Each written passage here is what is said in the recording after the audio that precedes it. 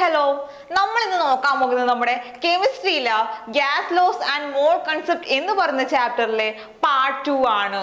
നമ്മൾ part 1 video already upload ചെയ്തിട്ടുണ്ട്. അതായത് ആ വീഡിയോസ് കാണാത്തവർ എന്ത് ചെയ്യുക, ആ ഒരു വീഡിയോസ് കാണുക, അതിനുശേഷം ഈ ഒരു വീഡിയോ കൂടി കാണുക. നമ്മൾ പാർട്ട് 1 വീഡിയോയില് എന്തൊക്കെയാണ് ഡിസ്കസ് ചെയ്തത്? നമ്മൾ ഫസ്റ്റ് സ്റ്റാർട്ട് ചെയ്തത് നമ്മളെ ഗ്യാസ് കൺസെപ്റ്റ്സിനെ കുറിച്ച് പറഞ്ഞുകൊണ്ടാണ്. പിന്നെ എന്താ പഠിച്ചിട്ടുള്ളത്? നമ്മൾ ടെമ്പറേച്ചർ പഠിച്ചു, പ്രഷർ പഠിച്ചു, അതുപോലെ വോളിയം ഓഫ് എ ഗ്യാസ്, ഇതിനെ കുറിച്ച് നമ്മൾ പഠിച്ചായിരുന്നു. പിന്നെ എന്താ നോക്കിയത്? നമ്മൾ 3 ലോസ് പഠിച്ചായിരുന്നു. അത് വളരെ ഇമ്പോർട്ടൻ്റ് ആണ്, എല്ലാ എക്സാമിനും ചോദിക്കാറുണ്ട്. ആ ലോസ് എന്ത് ചെയ്യുക, നന്നായിട്ട് പഠിക്കുക. നമ്മൾ ഏതൊക്കെ ലോസാണ് പഠിച്ചിട്ടുള്ളത്? Boyle's law, Charles law and Avogadro's law. ആ ഒരു വീഡിയോന്റെ കണ്ടിന്യൂഷൻ പാർട്ടാണ് നമ്മുടെ ഈ സെക്കൻഡ് പാർട്ട് എന്ന് പറയുന്നത്. നമ്മൾ ഇന്ന് സ്റ്റാർട്ട് ചെയ്യുന്നത് ഒരു പുതിയ ടോപ്പിക്കുമായിട്ടാണ്. നമ്മുടെ ടോപ്പിക് എന്ന് പറയുന്നത് how are minute particles calculated. എങ്ങനെയാണ് നമ്മൾ എന്ത് ചെയ്യുക, ഒരു മൈന്യൂട്ട് പാർട്ടിക്കിൾസിനെ കാൽക്കുലേറ്റ് ചെയ്യുന്നത്, അതാണ് നമുക്ക് ആദ്യം നോക്കാനുള്ളത്. നമ്മൾ ചെറിയ ക്ലാസ്സിൽ തന്നെ പഠിച്ചിട്ടുണ്ട്. അതായത് ഓരോ സബ്സ്റ്റൻസും എന്തുകൊണ്ടാണ് ഉണ്ടാക്കിയിട്ടുള്ളത്? ടൈനി പാർട്ടിക്കിൾസ് കൊണ്ടാണ് ഉണ്ടാക്കിയിട്ടുള്ളത്, അല്ലേ? ശരിയല്ലേ? ആ ഒരു ടൈനി പാർട്ടിക്കിൾസ് നമുക്ക് കാൽക്കുലേറ്റ് ചെയ്യണം. എങ്ങനെ നമ്മൾ കാൽക്കുലേറ്റ് ചെയ്യും? ഈ ഒരു കാൽക്കുലേഷൻ പറയുന്നതിന് മുമ്പ് മിസ് ഒരു കുഞ്ഞു കാര്യം കൂടി പറയുന്നുണ്ട്. അതായത് നമ്മുടെ ടെക്സ്റ്റ് ബുക്കിലും ഈ ഒരു ചെറിയ കൺസെപ്റ്റ് പറയുന്നുണ്ട്. അതായത് നമ്മളൊരു ബാങ്കിൽ പോവുകയാണ്, അവിടെ എന്തുണ്ടാവും? കുറേ കോയിൻസ് ഉണ്ട്. ഇതാണ് നമ്മുടെ കോയിൻസ്. 5 രൂപയുടെ കോയിൻസ് കുറേ ഉണ്ട്. അത് നമുക്ക് എത്ര കോയിൻസ് ആണ് അവിടെ ഉള്ളത് എന്ന് നമ്മളോട് കണ്ടുപിടിക്കാൻ പറഞ്ഞു കഴിഞ്ഞാൽ അത് കുറച്ച് ടാസ്ക് ആണ്. കാരണം അവിടെ കുറേ കോയിൻസ് ഉണ്ട്. അതുകൊണ്ട് നമുക്കത് കണ്ടുപിടിക്കുക എന്ന് പറയുന്നത് കുറച്ച് ഡിഫിക്കൽട്ട് ആയിട്ടുള്ള ടാസ്ക് ആണ്. അതെങ്ങനെ നമ്മൾ ഈസി ആയിട്ട് കണ്ടുപിടിക്കും? ഇവിടെയുള്ള കോയിൻസിന്റെ ഷേപ്പും സൈസും സെയിം ആണ്. ഇതാണ് ഈ ഒരു കോയിൻ എന്ന് വിചാരിക്കുക. ഇതിന്റെ ഷേപ്പും സൈസും സെയിം ആണ്. അങ്ങനെയാണെങ്കിൽ അവിടെയുള്ള നമ്മുടെ കോയിൻ എത്രയാണെന്ന് നമ്മൾ കണ്ടുപിടിക്കണം. അങ്ങനെ നമ്മൾ എന്ത് ചെയ്യും? ഈ ഒരു കോയിന്റെ മാസ് നമ്മൾ കണ്ടുപിടിക്കും. അതായത് നമ്മൾ എന്ത് ചെയ്യുന്നുണ്ട്, ഈ ഒരു 5 രൂപ കോയിന്റെ മാസ് നമ്മൾ കണ്ടുപിടിക്കും. അത് 5 ഗ്രാം ആണെന്ന് വിചാരിക്കാം. അങ്ങനെയാണെങ്കിൽ അതിന്റെ മാസ് 50 ആവുമ്പോൾ എത്ര കോയിൻസ് ആണ് ഉണ്ടാവുക? 10 കോയിൻസ് ആണ് ഉണ്ടാവുക. 5 കോയിൻസ് കൂടുമ്പോൾ അതിന്റെ മാസ് എന്ന് പറയുന്നത് എന്താവും? 50 ഗ്രാം ആയിട്ട് മാറും. അങ്ങനെയാണെങ്കിൽ നമ്മൾ എന്ത് ചെയ്യും? ഇതിന്റെ മൊത്തമുള്ള മാസ് നമ്മൾ കണ്ടുപിടിക്കും. ചിലപ്പോൾ അതിന്റെ മാസ് എന്ന് പറയുന്നത് 5000 ആയിരിക്കാം. അങ്ങനെയാണെങ്കിൽ ഇവിടെ എത്ര കോയിൻസ് ആണ് ഉണ്ടാവുക? ഇവിടെ 1000 കോയിൻസ് ആണ് ഉണ്ടാവുക. 1000 5 കോയിൻസ് 5 രൂപയുടെ കോയിൻസ് എടുക്കുമ്പോഴാണ് നമുക്ക് എന്ത് കിട്ടുക? 5000 ഗ്രാം കിട്ടുക. അങ്ങനെയാണെങ്കിൽ നമുക്ക് എത്ര എണ്ണം, എത്ര കോയിൻസ് ആണ് ഉണ്ടെന്ന് കണ്ടുപിടിക്കാൻ നമ്മൾ എന്ത് ചെയ്യും? നമ്മൾ അതിന്റെ മാസ് കണ്ടുപിടിക്കും. അങ്ങനെയാണെങ്കിൽ നമുക്ക് എന്ത് ചെയ്യാൻ പറ്റും? പെട്ടെന്ന് എത്ര കോയിൻസ് ഉണ്ടെന്ന് നമുക്ക് കണ്ടുപിടിക്കാൻ പറ്റും. അങ്ങനെയാണെങ്കിൽ ഈ ഒരു ക്വസ്റ്റ്യൻ നോക്കിക്കോളൂ. How are minute particles calculated? എങ്ങനെയാണ് നമുക്ക് ആ ഒരു മൈന്യൂട്ട് പാർട്ടിക്കിൾസിനെ കാൽക്കുലേറ്റ് ചെയ്യാൻ പറ്റുക? നമ്മൾ പറഞ്ഞൊരു കാര്യമാണ്. എന്ത് ചെയ്യുക? നമുക്കതിന്റെ മാസ് കണ്ടുപിടിക്കാം. മാസ് കണ്ടുപിടിച്ചു കഴിഞ്ഞാൽ നമുക്ക് എന്ത് ചെയ്യാൻ പറ്റും? അതിന്റെ നമ്പർ നമുക്ക് കണ്ടുപിടിക്കാൻ പറ്റും. അത്രയ്ക്കും സിമ്പിൾ ആണ്. നമുക്ക് മാസ് കിട്ടിക്കഴിഞ്ഞാൽ അതിന്റെ നമ്പർ ഓഫ് മൈന്യൂട്ട് പാർട്ടിക്കിൾസ് നമുക്ക് കിട്ടും. അങ്ങനെയാണെങ്കിൽ നെക്സ്റ്റ് ഈ ഒരു ഡിസ്ക്രിപ്ഷൻ കൂടി നോക്കിക്കോളൂ. If the particles having the same size and mass even though they are in cross we can determine their accurate number on the basis of mass. ഇതിൽ നിന്ന് നമുക്ക് എന്താണ് മനസ്സിലായത്? അതായത് ഒരു പാർട്ടിക്കിൾ ഇനി എത്ര ഉണ്ടായി കഴിഞ്ഞാലും പ്രശ്നമില്ല, അതിന്റെ ഷേപ്പും സൈസും സിമിലർ ആണെങ്കിൽ നമുക്ക് എന്ത് കിട്ടും? അതിന്റെ അക്യുറേറ്റ് നമ്പർ നമുക്ക് കണ്ടുപിടിക്കാൻ പറ്റും. അതായത് നമ്മൾക്ക് നമ്പർ ഓഫ് പാർട്ടിക്കിൾസ് നമുക്ക് കറക്റ്റ് ഫൈൻഡ് ഔട്ട് ചെയ്യാൻ പറ്റും. എന്ത് സെയിം ആവണം? നമ്മളെ ഷേപ്പും സൈസും സെയിം ആവണം. പിന്നെ എന്തറിയണം? നമുക്ക് മാസും കൂടി അറിയണം. നമുക്ക് മാസ് അറിയണം. അതുപോലെ സെയിം സൈസും സെയിം മാസും ആണെങ്കിൽ എന്ത് ചെയ്യാൻ പറ്റും? ആ ഒരു പാർട്ടിക്കിൾ എത്ര എണ്ണം ഉണ്ടെന്ന് നമുക്ക് ഈസി ആയിട്ട് ഫൈൻഡ് ഔട്ട് ചെയ്യാൻ പറ്റും. നെക്സ്റ്റ് നമ്മൾ നോക്കാൻ പോകുന്നത് റിലേറ്റീവ് അറ്റോമിക് മാസ്. ആ ഒരു ടോപ്പിക്കാണ് നമുക്ക് നോക്കാനുള്ളത്. It is possible to find out the accurate mass of minute particles through the modern techniques. അതായത് നമ്മൾ എന്ത് ചെയ്യുന്നുണ്ട്? അതിന്റെ അക്യുറേറ്റ് മാസ് നമ്മൾ എന്ത് ചെയ്യുന്നുണ്ട്? മോഡേൺ ടെക്നിക് യൂസ് ചെയ്തിട്ട് കണ്ടുപിടിക്കുന്നുണ്ട്. For example, the mass of hydrogen atom is 1.67 into 10 raised to minus 24 gram. അതായത് നമ്മൾ മോഡേൺ ടെക്നിക് യൂസ് ചെയ്തിട്ട് കണ്ടുപിടിച്ചതാണ്. നമ്മുടെ ഹൈഡ്രജന്റെ മാസ് എന്ന് പറയുന്നത് നമ്മുടെ 1.6 into 10 raised to minus 24 gram ആണ്. നെക്സ്റ്റ് പോയിന്റ് നോക്കിക്കോളൂ. In this method, the mass of an atom is compared to the mass of another atom and expressed as a number which shows how many times it is heavier than the other atom. അതായത് നമ്മൾ എന്ത് ചെയ്യുന്നുണ്ട്, ഒരു ആറ്റത്തിന്റെ mass നമ്മൾ കണ്ടുപിടിക്കുന്നുണ്ട്. അതിൽ നമ്മൾ എന്ത് ചെയ്യും, വേറൊരു ആറ്റത്തിന്റെ മാസ് എന്ത് ചെയ്യും, അത് തമ്മിൽ കമ്പയർ ചെയ്യും. നമ്മൾ കമ്പയർ ചെയ്യുമ്പോൾ ഒരു നമ്പർ കിട്ടും.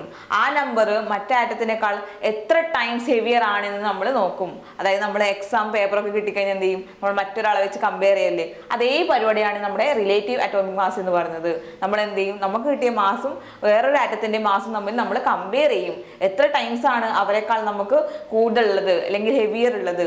അങ്ങനെയാണ് നമ്മൾ എന്ത് ചെയ്യുക, റിലേറ്റീവ് അറ്റോമിക് മാസ് കണ്ടുപിടിക്കുക. The atomic mass of elements are expressed by considering 1/12 mass of atom of carbon 12 as the 1 unit. അതായത് നമ്മൾ ഒരു ആറ്റത്തിന്റെ മാസ് എങ്ങനെയാണ് കമ്പയർ ചെയ്യുന്നത്, നമ്മൾ കാർബണിന്റെ 1/12 മാസ് വെച്ചിട്ടാണ് നമ്മൾ എന്ത് ചെയ്യുക, മറ്റൊരു ആറ്റത്തിന്റെ മാസ് കമ്പയർ ചെയ്യുക. നമ്മൾ നമ്മുടെ കാർബൺ എന്ത് ചെയ്യുന്നുണ്ട്, 1 യൂണിറ്റ് ആയിട്ട് നമ്മൾ കൺസിഡർ ചെയ്യുന്നുണ്ട്. നമ്മുടെ റിലേറ്റീവ് മാസ് എന്ന് പറയുന്നത് 1 യൂണിറ്റ് ആയിട്ട് കൺസിഡർ ചെയ്യുന്നുണ്ട്. അതായത് 1/12 ഇൻറ്റു കാർബൺ എന്ന് പറയുന്നത് 12 ആണ്. That is equal to 1 unit.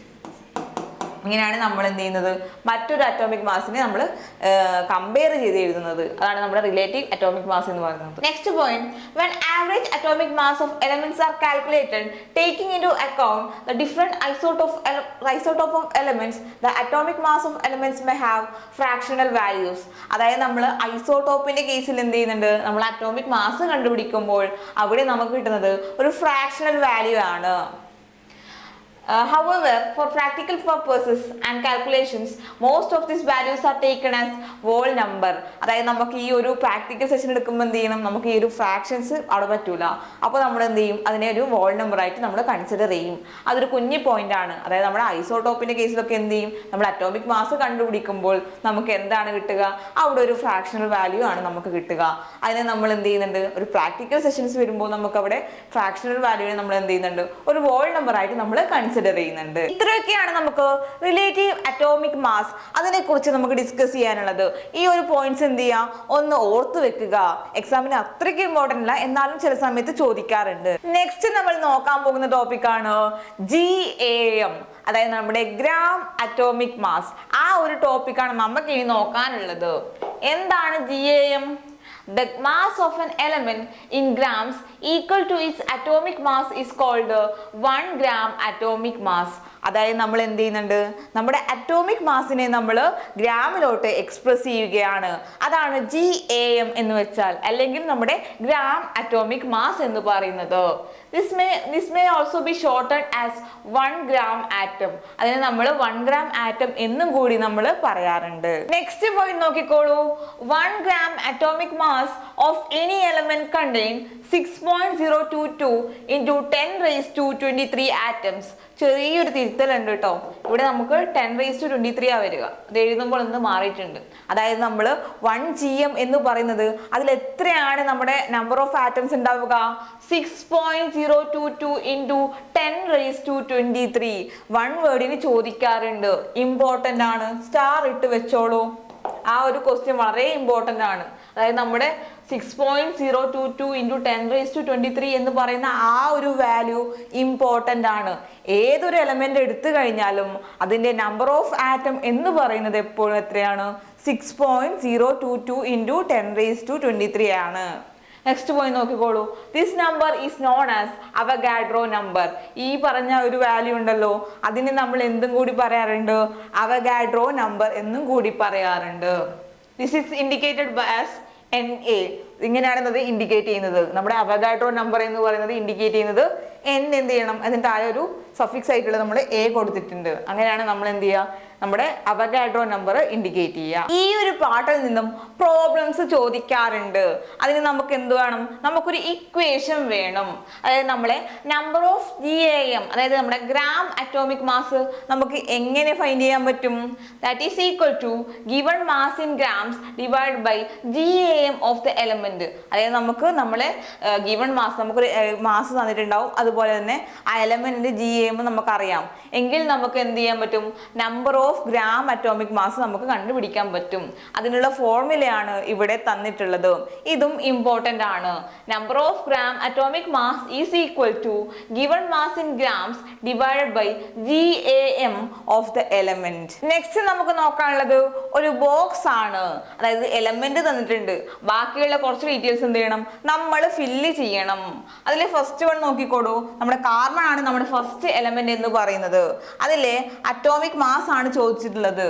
Atomic number അല്ല, അറ്റോമിക് മാസ് ആണ്. നമ്മുടെ കാർബണിന്റെ അറ്റോമിക് മാസ് എന്ന് പറയുന്നത് എത്രയാണ്?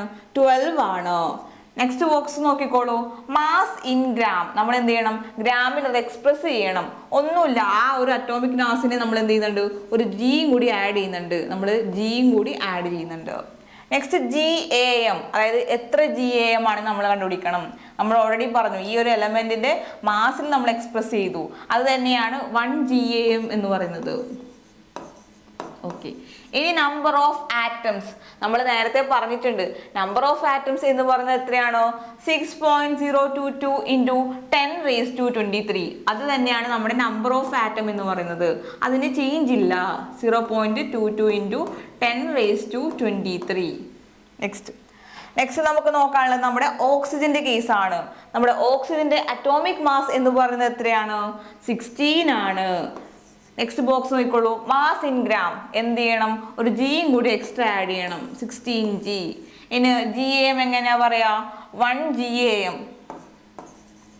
നമ്മുടെ നമ്പർ ഓഫ് ആറ്റംസ് എന്ന് പറയുന്നത് എപ്പോഴും 6.022 ഇൻറ്റു 10⁻23.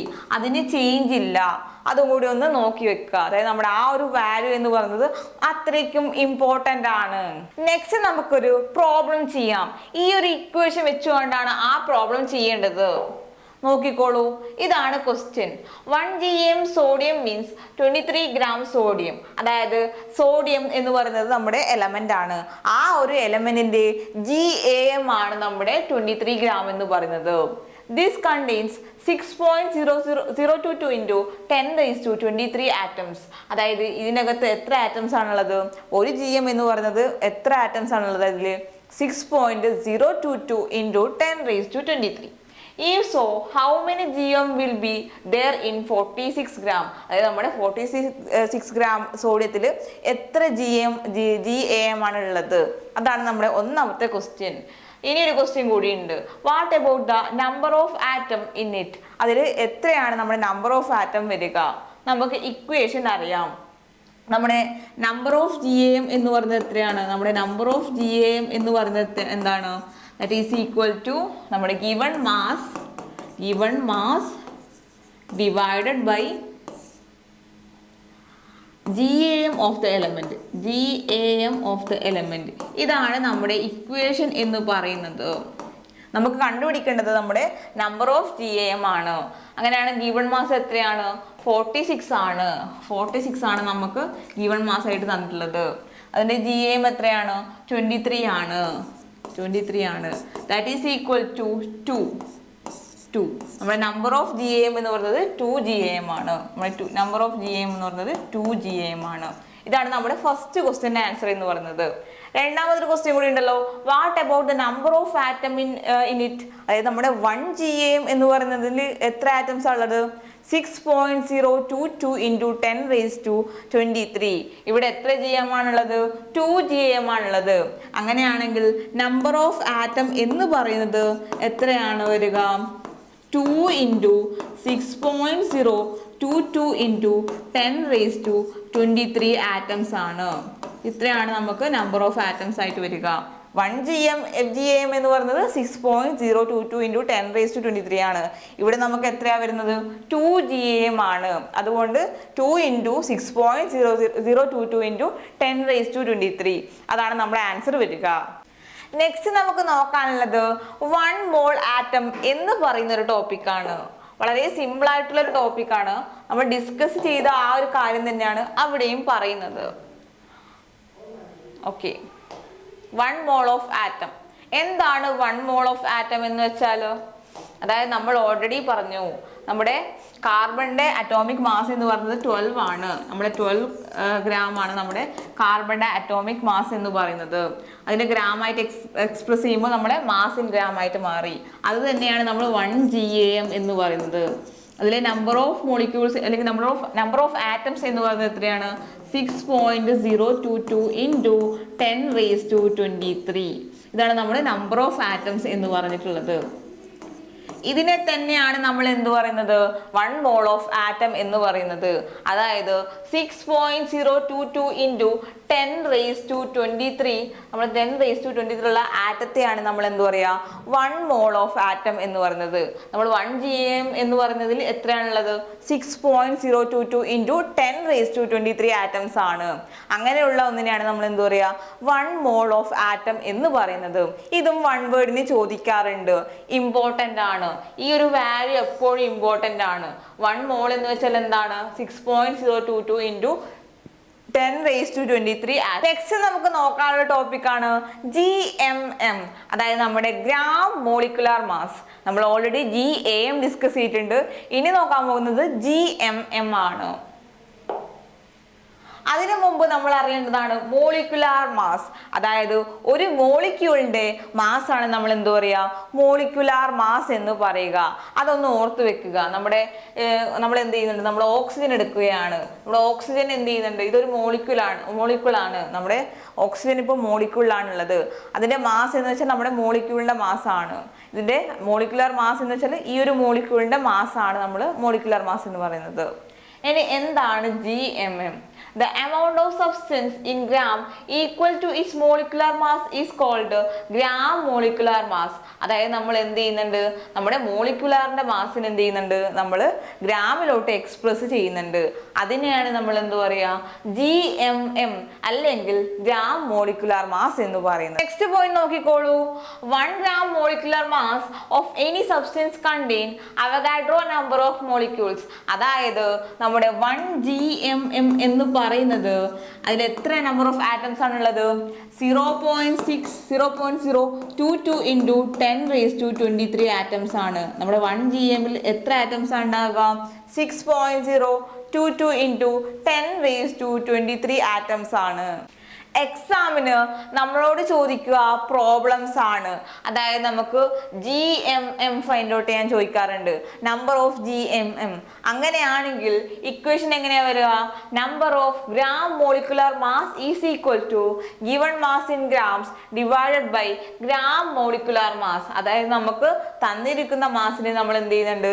നമ്മുടെ ആ ഒരു കോമ്പൗണ്ട് അല്ലെങ്കിൽ നമ്മുടെ ആ ഒരു മോളിക്യൂളിന്റെ മോളിക്കുലാർ മാസുമായിട്ട് നമ്മൾ ഡിവൈഡ് ചെയ്യുമ്പോൾ നമുക്ക് നമ്പർ ഓഫ് GMM കിട്ടും. അതായത് നമ്മുടെ ഗ്രാം മോളിക്കുലാർ മാസ് നമുക്ക് ഫൈൻഡ് ചെയ്യാൻ പറ്റും. ഇനി നമുക്ക് ഒരു ബോക്സ് ഫില്ല് ചെയ്യാം. ഇവിടെ ഒരു ബ്ലാങ്ക് സ്പേസ് ഉണ്ട്. അത് നിങ്ങൾ ഫില്ല് ചെയ്യണം. നമ്മുടെ എലമെന്റ് എന്ന് പറയുന്നത് ഹൈഡ്രജൻ ആണ്. അതിന്റെ കെമിക്കൽ ഫോർമുല H2 ആണ്. ഇവിടെ നമുക്ക് 2 ഹൈഡ്രജൻ ഉണ്ട്. അതായത് നമ്മളെ ഇവിടെ എന്താണെന്ന് വെച്ചാൽ അതൊരു മോളിക്യൂളായിട്ട് മാറിയിട്ടുണ്ട്. നമ്മുടെ ആറ്റം കമ്പൈൻ ചെയ്തിട്ട് ഒരു മോളിക്യൂളായിട്ട് മാറിയിട്ടുണ്ട്. അങ്ങനെയാണെങ്കിൽ മോളിക്കുലർ മാസ് എത്രയാണ്? നമ്മുടെ ഹൈഡ്രജന്റെ അറ്റോമിക് മാസ് എന്ന് പറയുന്നത് 1 ആണ്. ഇവിടെ 2 ഹൈഡ്രജൻ ഉണ്ട്. അങ്ങനെയാണെങ്കിൽ 1 + 1 = 2 ആണ്. നെക്സ്റ്റ് നോക്കിക്കോളൂ.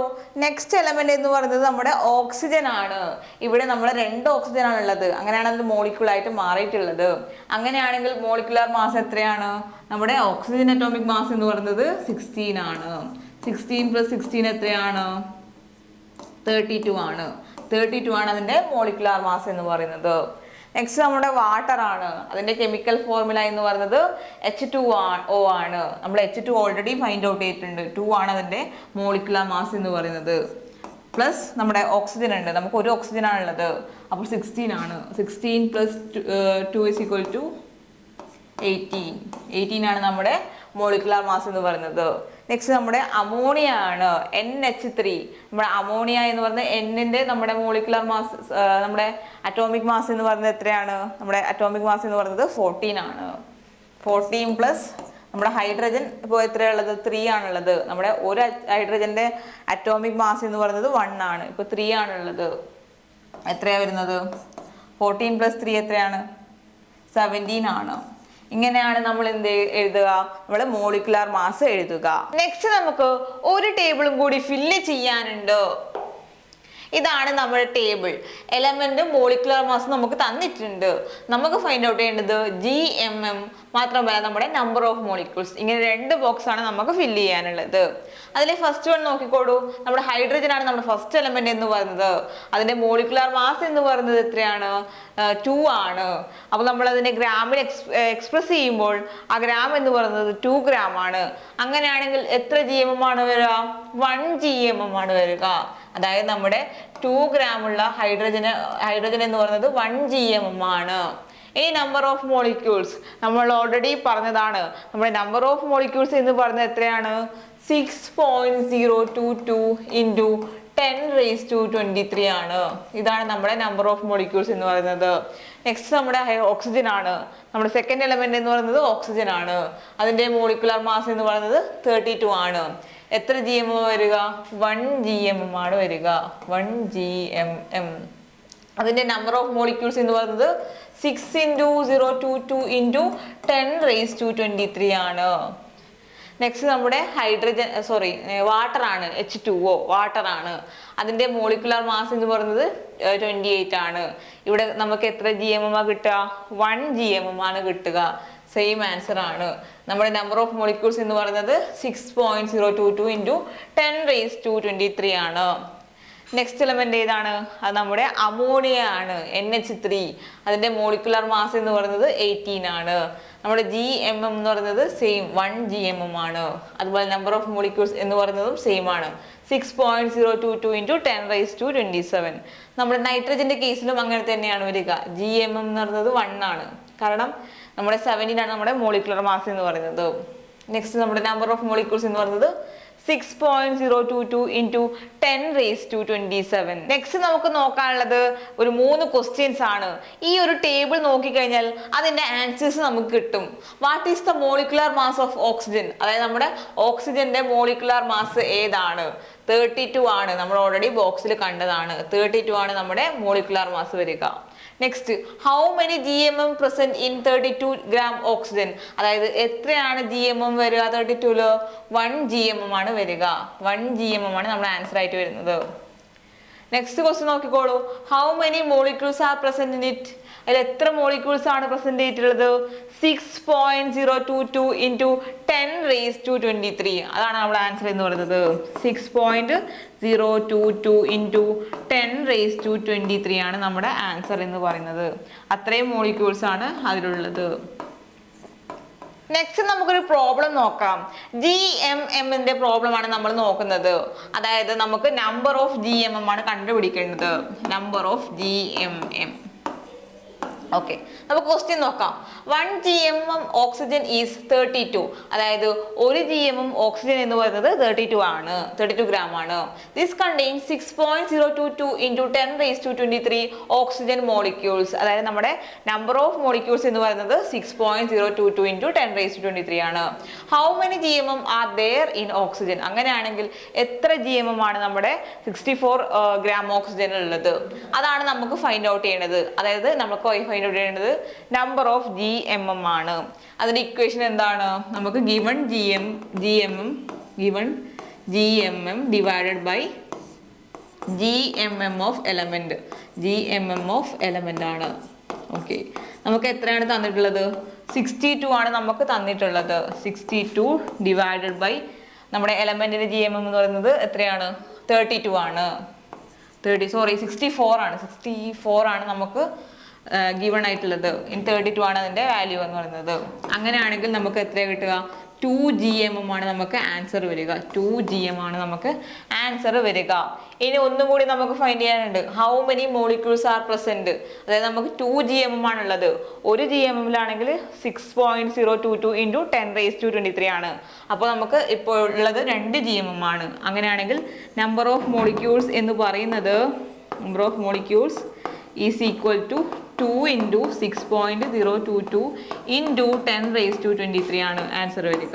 നെക്സ്റ്റ് നമുക്ക് നോക്കാനുള്ള ടോപ്പിക് ആണ് മോളാർ വോളിയം ഓഫ് ഗ്യാസ്. എന്താണ് മോളാർ വോളിയം ഓഫ് ഗ്യാസ് എന്ന് വെച്ചാൽ? one mole of any gas under same condition of temperature and pressure will contain same number of molecules, hence their volume will also be same. This is called molar volume of gas. അതായത് നമ്മൾ എന്ത് ചെയ്യുന്നുണ്ട്, ഒരു gas എടുക്കുന്നുണ്ട്, അതിന്റെ മോൾ എന്ന് പറയുന്നത് 1 മോൾ ആണ്. അത് നമ്മൾ ഒരു സെയിം കണ്ടീഷൻ, അതായത് നമ്മൾ ടെമ്പറേച്ചറും പ്രഷറും സെയിം കണ്ടീഷനിൽ വെക്കുകയാണ്. അങ്ങനെയാണെങ്കിൽ എന്ത് സംഭവിക്കും, അതിനകത്തുള്ള നമ്പർ ഓഫ് മോളിക്യൂൾസിന്റെ എണ്ണവും സെയിം ആയിരിക്കും. ആ ഒരു സമയത്ത് അതിന്റെ വോളിയം എന്ത് ചെയ്യും, വോളിയം ചേഞ്ച് ചെയ്യില്ല, വോളിയം എന്ന് പറയുന്നത് സെയിം ആയിരിക്കും. അതിനെയാണ് നമ്മൾ എന്ത് പറയുന്നത്, മോളാർ വോളിയം ഓഫ് ഗ്യാസ് എന്ന് പറയുന്നത്. ശ്രദ്ധിച്ചോളൂ, അതായത് ഒരു ഗ്യാസ്, അതായത് നമ്മുടെ ഒരു മോൾ ഗ്യാസ് എന്ത് ചെയ്യുന്നുണ്ട്, നമ്മൾ സെയിം ടെമ്പറേച്ചർ പ്രഷറിൽ വെക്കുന്നുണ്ട്, ആ ഒരു കണ്ടീഷനിൽ വെക്കുകയാണ്. അങ്ങനെയാണെങ്കിൽ നമ്പർ ഓഫ് മോളിക്യൂൾസ് എന്തായിരിക്കും, സെയിം ആയിരിക്കും. ആ ഒരു നമ്പർ ഓഫ് മോളിക്യൂൾസ് സെയിം ആയി കഴിഞ്ഞാൽ നമ്മുടെ വോളിയവും സെയിം ആണ്. അതിനെയാണ് നമ്മൾ എന്ത് പറയുക, മോളാർ വോളിയം ഓഫ് ഗ്യാസ് എന്ന് പറയുന്നത്. നെക്സ്റ്റ് നമുക്ക് നോക്കാനുള്ളത് സ്റ്റാൻഡേർഡ് ടെമ്പറേച്ചർ ആൻഡ് പ്രഷർ ആണ്. നമ്മൾ ഓൾറെഡി മോളാർ വോളിയം പഠിച്ചു കഴിഞ്ഞു. ഇനി നമുക്ക് നോക്കാനുള്ളത് സ്റ്റാൻഡേർഡ് ടെമ്പറേച്ചർ ആൻഡ് പ്രഷർ ആണ്. നമ്മുടെ സ്റ്റാൻഡേർഡ് ടെമ്പറേച്ചർ എന്ന് പറയുന്നത് എത്രയാണ്, 273 കെൽവിൻ ആണ്. അതുപോലെ നമ്മുടെ പ്രഷർ എന്ന് പറയുന്നത് എത്രയാണ്, നമ്മുടെ സ്റ്റാൻഡേർഡ് പ്രഷർ എന്ന് പറയുന്നത് എത്രയാണ്, 1 അറ്റ്മോസ്ഫിയർ 1 atm ആണ് നമ്മുടെ സ്റ്റാൻഡേർഡ് പ്രഷർ എന്ന് പറയുന്നത്. അതന്നെയാണ് നമ്മുടെ STP എന്ന് പറയുന്നത്. STP എന്ന് വെച്ചാൽ എന്താണ്, സ്റ്റാൻഡേർഡ് ടെമ്പറേച്ചർ ആൻഡ് പ്രഷർ. നോക്കിക്കോളൂ, 273 kelvin temperature and 1 atm pressure are known as standard temperature and pressure or STP. അതാണ് നമ്മുടെ STP എന്ന് വെച്ചാൽ. നെക്സ്റ്റ് പോയിന്റ് നോക്കിക്കോളൂ, that is at STP 1 mole of any gas will occupy a volume of 22.4 liter. This is called molar volume at STP. അതായത് നമ്മൾ എന്ത് ചെയ്യുന്നുണ്ട്, ഒരു മോൾ ഗ്യാസിനെ നമ്മൾ സ്റ്റാൻഡേർഡ് ടെമ്പറേച്ചർ ആൻഡ് പ്രഷറിൽ കീപ്പ് ചെയ്യുന്നുണ്ട്. അതായത് നമ്മൾ ടെമ്പറേച്ചർ 273 കെൽവിൻ ആയിട്ട് സെറ്റ് ചെയ്യുന്നു. അതുപോലെ പ്രഷർ എത്രയാണ് വെക്കുന്നത്, 1 atm ആയിട്ട് നമ്മൾ സെറ്റ് ചെയ്യുകയാണ്. അങ്ങനെയാണെങ്കിൽ ആ ഒരു ഗ്യാസിന്റെ വോളിയം എന്ന് പറയുന്നത് 22.4 ലിറ്റർ ആണ്. ആ ഒരു ഗ്യാസിന്റെ വോളിയം എന്ന് പറയുന്നത് 22.4 ലിറ്റർ ആണ്. അതിനെയാണ് നമ്മൾ എന്ത് പറയാ, മോളാർ വോളിയം അറ്റ് STP എന്ന് പറയുന്നത്. ഇതിൽ 22.4 ലിറ്റർ എന്ന് പറയുന്നത് ഇമ്പോർട്ടൻ്റ് ആണ്. 1 വേർഡിന് ചോദിക്കാൻ സാധ്യതയുണ്ട്, അതുകൊണ്ട് സ്റ്റാർ ഇട്ട് വെച്ചോളൂ. നമ്മുടെ ചോദ്യം എന്താണ്, നമ്മുടെ മോളാർ വോളിയം അറ്റ് STP അതിന്റെ വാല്യൂ എത്രയാണ്, 22.4 ലിറ്റർ ആണ്. അങ്ങനെ നമ്മൾ ചാപ്റ്റർ കംപ്ലീറ്റ് ചെയ്തിട്ടുണ്ട്. വീഡിയോസ് ഇഷ്ടപ്പെട്ടാൽ എന്ത് ചെയ്യുക, മാക്സിമം ഷെയർ ചെയ്യുക. എന്ത് ഡൗട്ട്സ് ഉണ്ടെങ്കിലും കമന്റ് സെക്ഷനിലോട്ട് വരിക. നമ്മളെ ചാനൽ സബ്സ്ക്രൈബ് ചെയ്യുക. മിസ് ഒരു പുതിയ വീഡിയോ ആയിട്ട് വരുന്നുണ്ട്. Till then bye.